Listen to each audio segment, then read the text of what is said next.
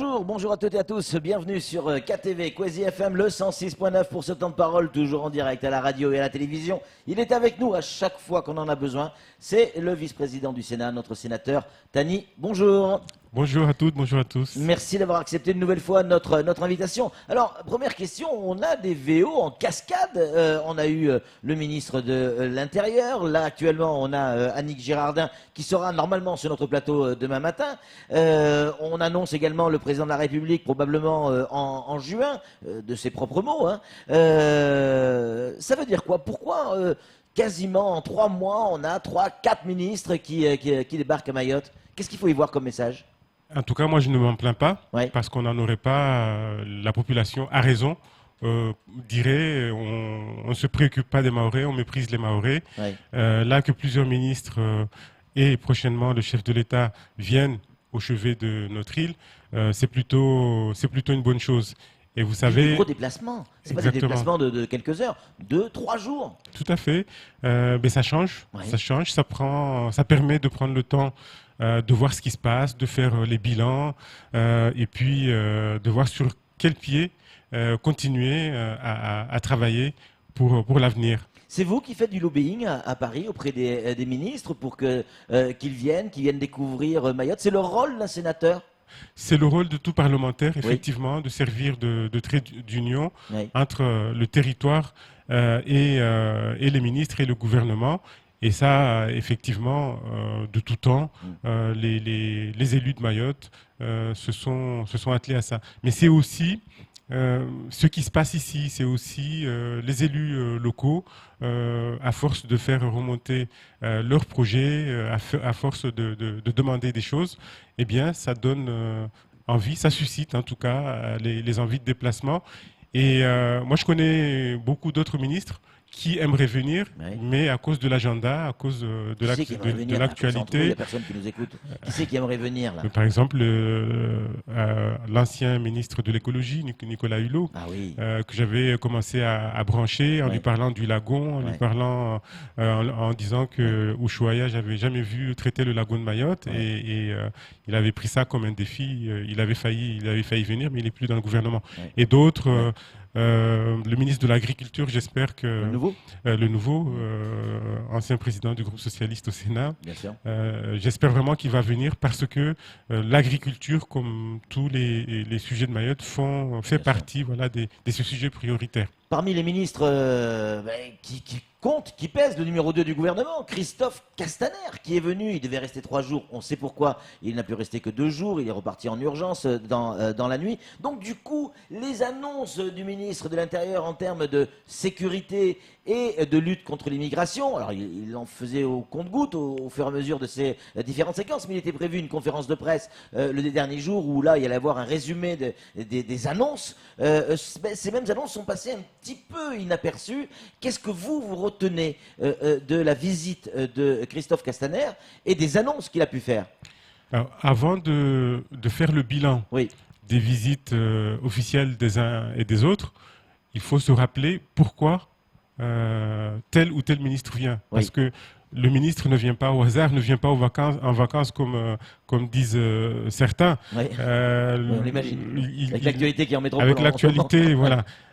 Ils viennent avec des objectifs précis. Et Christophe Castaner, depuis il avait d'autres fonctions, notamment au mouvement politique auquel j'appartiens.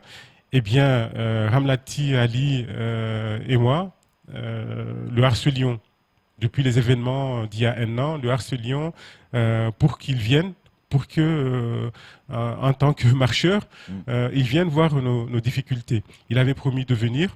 Entre-temps, il a changé de casquette. C'était sa première sortie en Outre-mer. Jusqu'à Mayotte, il n'avait jamais fait de sortie Outre-mer, de sortie officielle Outre-mer. Et c'était sa première sortie. Et c'est très symbolique et c'est très important, parce que qu'est-ce qui avait fait descendre les Mahorais dans la rue il y a un an? C'était l'insécurité, c'était l'immigration clandestine. Donc l'objectif de sa visite, c'était de venir voir, après ces mesures d'urgence qui ont été distillées depuis aujourd'hui un an, de voir où on en est, et puis à partir de là, faire un bilan d'étape et continuer. Alors, ce n'est pas qu'il n'a pas fait d'annonce. Beaucoup a déjà été fait, beaucoup d'annonces ont déjà été faites, mais même celles qu'il a distillées à l'occasion de sa visite, j'ai l'impression que beaucoup ne les ont pas entendues. Or, il y a eu des annonces très importantes comme la prochaine construction d'un commissariat. Oui. Moi, je suis désolé, mais à chaque fois que je rencontre des policiers, ça fait partie des demandes, les conditions de travail. La construction du commissariat, ça fait des années qu'on Oui, mais entend là, nous parler. avons un ministre de l'Intérieur qui vient et qui dit, nous lançons C'est vrai. les études et nous allons le faire. Ouais. Parmi les choses qu'il a annoncées, le matériel, vous savez que il avait fait une sortie nocturne à bord d'une voiture pourrie, De Steur, on se souvient. voilà, Ouais. dont se sert la BAC. Ouais. Et c'est ça qui est important. Il s'est Parce rendu que compte par lui-même avec le matériel avec lequel nos policiers travaillent, quoi. au-delà de ce qui lui a été rapporté depuis Ouais. des mois, bien évidemment, Ça ce vaut sont- tous les rapports, ça. Oui, oui. De la même façon que cette sortie en mer, Ouais. que d'aucuns ont fait des interprétations qu'ils ne méritaient pas. Euh, je rappelle, il n'est pas venu tout seul, il est venu avec le général Lucas, Oui. l'un des patrons C'est de la gendarmerie. Ouais. Il est venu avec le directeur général de la PAF, C'est vrai. qui était dans cette sortie en mer. Et tout de suite, après cette sortie, parce que les hommes de la PAF et des forces de l'ordre leur ont dit, disent au ministre depuis des années que le matériel ne suffit pas, eh bien, il a tout de suite vu l'utilité d'intercepteurs supplémentaires. Donc, Donc des véhicules supplémentaires, un commissariat, des intercepteurs, deux a priori, Oui. d'après nos infos, deux intercepteurs supplémentaires. dans le courant de l'année 2019, Donc un dès es- cette année, quoi, en fait. Hein. mais dès cette année, un escadron, même vous, Patrick, à chaque fois qu'il y a eu des annonces dans le passé de ministre de l'Intérieur et qui parlaient d'hommes en plus, là, cette fois-ci, je n'ai pas entendu de critique qui dit « Ah non, non, mais c'est des croisements. Un escadron supplémentaire de plus de 70 hommes va être maintenu alors qu'il était destiné à être provisoire. » Donc, ce sont des annonces importantes. Que ça soit Christophe Castaner ou ses prédécesseurs, moi je dis, on jugera lorsque ces annonces-là seront concrétisées. Mais voilà, ce sont des annonces importantes dont dont il fallait se souvenir Ouais. lorsqu'il les a distillées au travers Juste avant de qu'il sa parte, visite. vous avez pu vous entretenir avec lui, j'imagine. Quel regard il porte sur Mayotte? Il repart avec quelle image? Il a dit qu'il a bien fait de venir, Ouais. d'avoir bouleversé son agenda. Vous savez, l'actualité Voilà, en métropole, notamment tous les samedis, rend le déplacement d'un tel ministre vraiment aléatoire. Il l'a quand même fait. Et vraiment, ces mots ont été... j'ai bien fait de venir. Ouais. Parce qu'il est venu Il voir... a perçu l'urgence, il a perçu le vrai problème, parce qu'on parle d'insécurité, mais pardon, monsieur le sénateur, mais encore ce week-end, des coupeurs de route, les week-ends derniers, la délinquance, elle augmente, même si effectivement on a des chiffres qui nous signalent une baisse de la délinquance. On a vu les derniers chiffres donnés par Dominique Sorin, mais le ressenti des gens, pardon, mais ça faisait un moment qu'on voyait plus les coupeurs de route. Il y a trop de délinquance et ça serait mentir aux Mahorais que de dire qu'en un claquement de doigts, Ouais, tout ça va disparaître. Ces chiffres de baisse 2 années consécutives, merci aux forces de l'ordre. Ouais. Il y a des femmes et des hommes tous les jours, au quotidien, risquent leur vie pour défendre ce territoire. Et je pense que ça serait leur manquer de respect que de dire qu'une baisse de 9%, ça n'existe pas, c'est absolument rien. Non, c'est quelque chose de très important C'est bon à prendre. qu'il faut encourager. Moi, je suis étonné parce que la même façon de calculer ces chiffres, c'est celle-là depuis des années. Donc, quand ces chiffres augmentent, on y croit. Mais quand ils baissent, tout d'un coup, il y a mauvaise foi, on ment. Ce sont les mêmes qui font les comptabilités. Donc, on est loin du compte. Et On part de loin. On part de loin. on part de très loin. Cette île a été trop oubliée pendant des années. Et ça ne va pas changer du jour au lendemain. Il faudrait accélérer les choses. Mais c'est encourageant. C'est encourageant. Et moi, en tant qu'élu, j'aimerais vraiment, encore une fois, envoyer ce message d'encouragement aux forces de l'ordre, aux forces de police judiciaire, aux forces de gendarmerie, de la douane, pour vraiment continuer à nous protéger. Dans un instant, on va évoquer le voyage officiel aussi, de celui d'Annick Girardin, et on va essayer d'aborder un sujet qui n'est pas souvent ou pas assez abordé, à mon goût, hein, à Mayotte, qui est l'économie.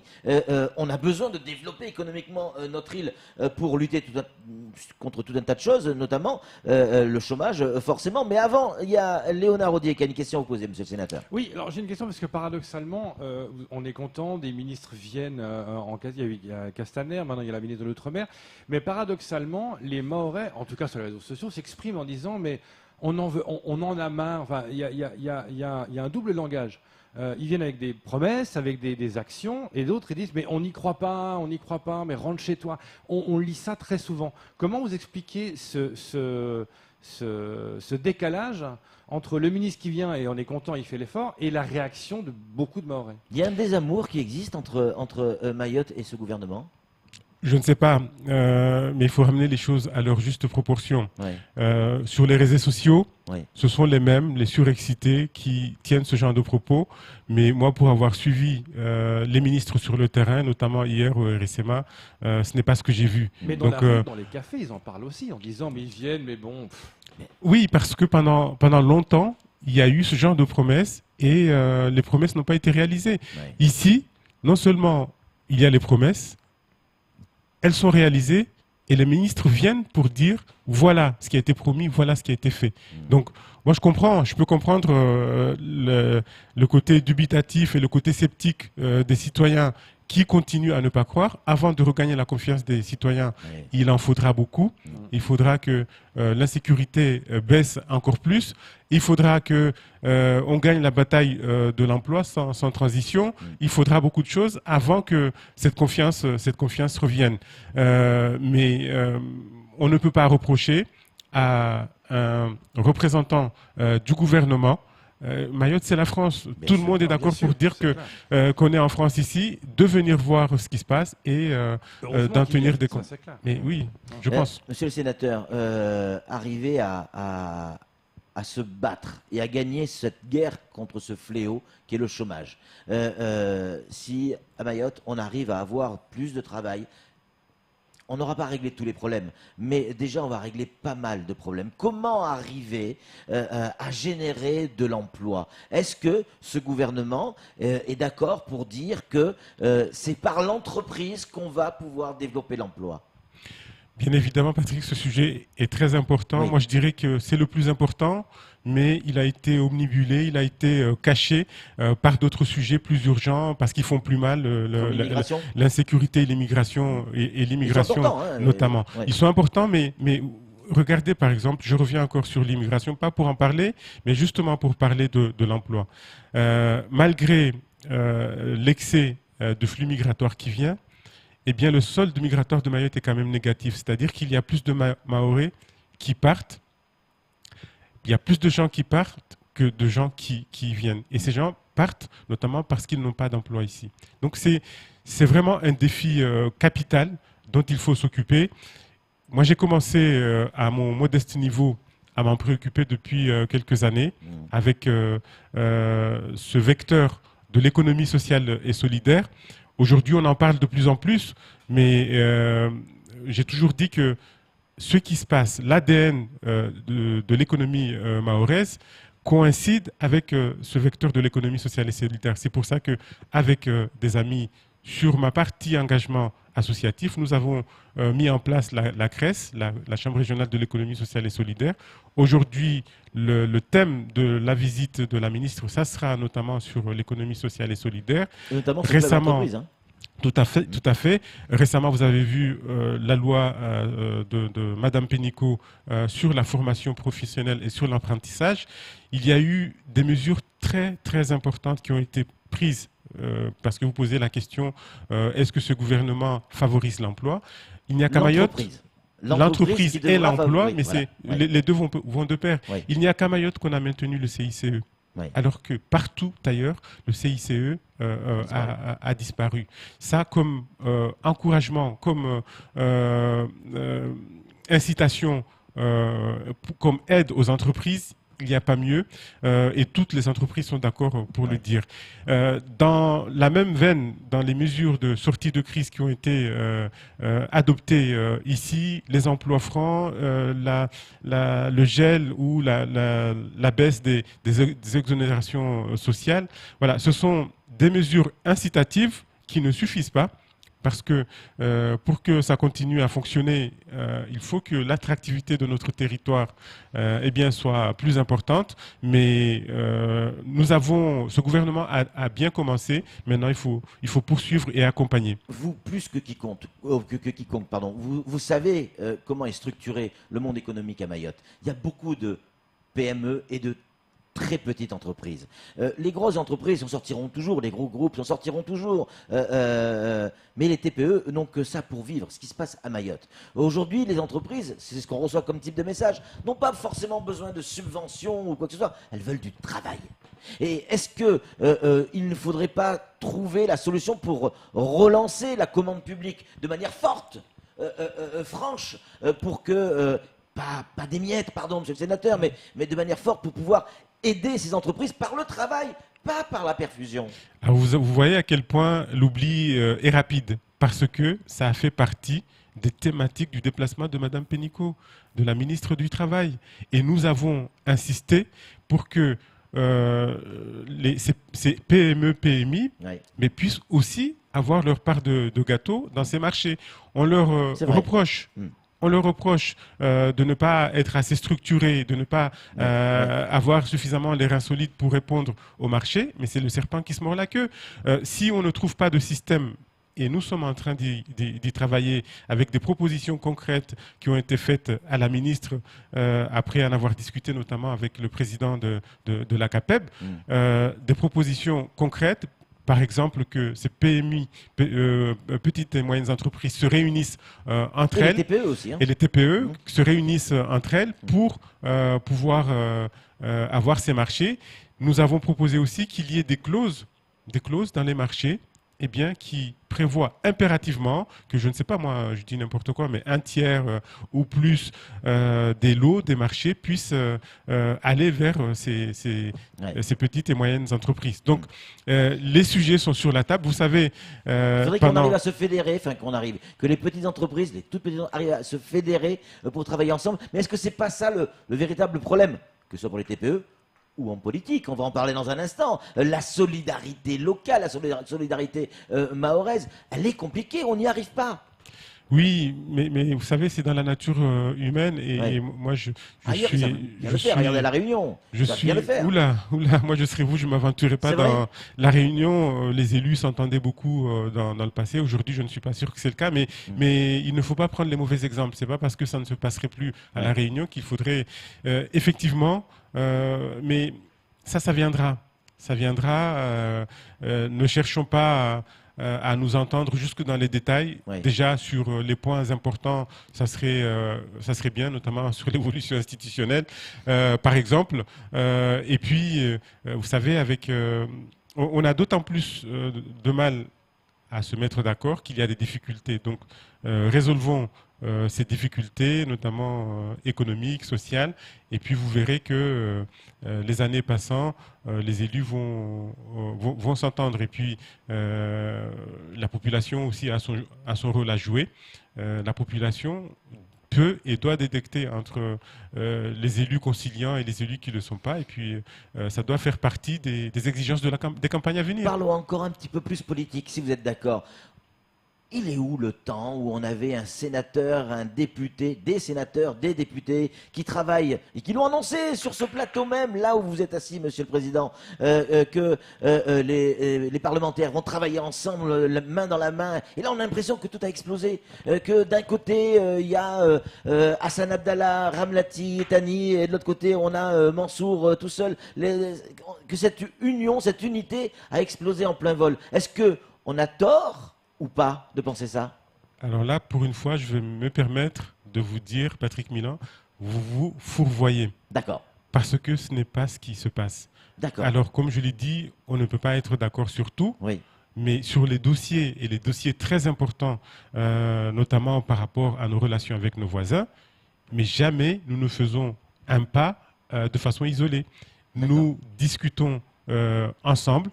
Il y a des échanges mais permanents entre nous. Donc il y a toujours des contacts entre Mais vous, bien il y a évidemment. vous travaillez tout le temps Mais, ensemble. mais bien Oui, évidemment. mais ça, on ne peut pas l'inventer. Oui, on ne peut pas l'inventer, mais en fait, il y a un climat de suspicion qui Oui. est vrai, qui est bien distillé, qui est bien attisé par certains.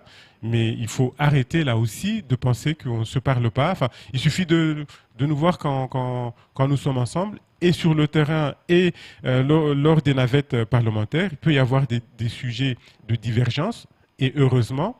Mais j'ai l'impression que certains ne voudraient voir que ça.